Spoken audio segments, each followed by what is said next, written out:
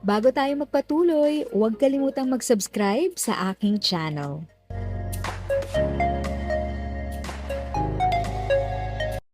Thank you sa pag-click ng aking video. Good day po sa lahat ng mga nanonood. Sa mga bagong viewers at napadaan lang, by the way, I'm Tita Eda. Welcome to my channel. Ang channel na maghahatid sa iyo ng dagdag kaalaman tungkol sa government services, bagong mga balita at informative videos na galing sa legit na resources. Mag-subscribe na para updated ka. Nakatanggap ka na ba ng mensahe tungkol sa ayuda ng SSS para sa kalamidad? Bago ka maniwala, alamin muna ang katotohanan. Maraming nagpapanggap na SSS o GCash para magnakaw ng impormasyon. Paano malalaman kung peke ang mensahe? Hindi nagmumula sa opisyal na numero. Tignan ang numero ng nagpadala. Ang mga opisyal na mensahe ay kadalasang nagmumula sa kilalang numero ng SSS o GCash. Huwag magtiwala sa mga hindi kilalang numero. May hinihinging personal na impormasyon. Ang SSS at GCash ay hindi hihingi ng iyong password, bank details o iba pang sensitibong impormasyon sa pamamagitan ng text message. Naglalaman ng mga link. Huwag kailanman mag-click sa mga link na nakalagay sa mga kahinahinalang mensahe. Ito ay maaring magdala sa iyo sa mga peking website na gagamitin para magnakaw ng iyong impormasyon. Nagmamadali. Ang mga scammer ay madalas gumamit ng mga pananakot o pagmamadali para mapilitan kang kumilos agad.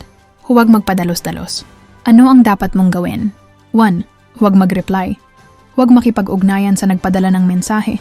2. I-report ang mensahe. I-report ang mensahe sa iyong network provider at sa SSS. 3. I-verify ang impormasyon. Bisitahin ang opisyal na website ng SSS or makipag-ugnayan sa kanilang hotline para i-verify ang impormasyon. Ingatan ang iyong sarili. Maging maingat sa lahat ng mensaheng natatanggap mo. Ang pagiging alerto ay ang pinakamagandang depensa laban sa mga scammer. If sa tingin mo, natulungan ka ng video ko na ito, nakasave ka sa oras mo, you can click yung thanks button at any amount ay malaking help sa pag-grow ng channel ko. Yun lang po muna ang aking update. Sana ay nakatulong na dagdag kaalaman ang aking shinare today.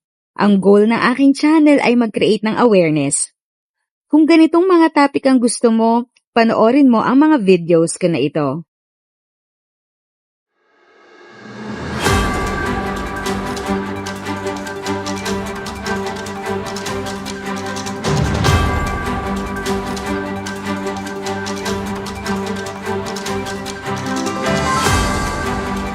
Thanks for watching! Kung may kapamilya, kaibigan o kakilala sa tingin mo ay magiging interesado sa video, please share or tag sila sa comment section.